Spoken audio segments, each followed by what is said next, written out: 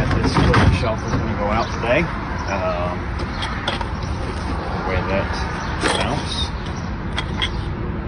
is with these posts.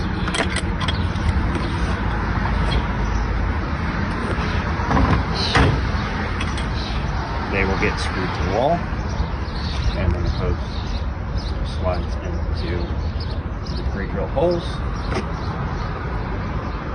And here's some up-close detail of that shelf.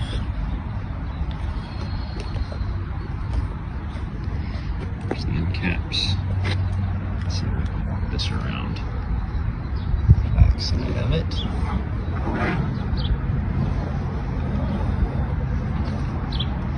There you have it.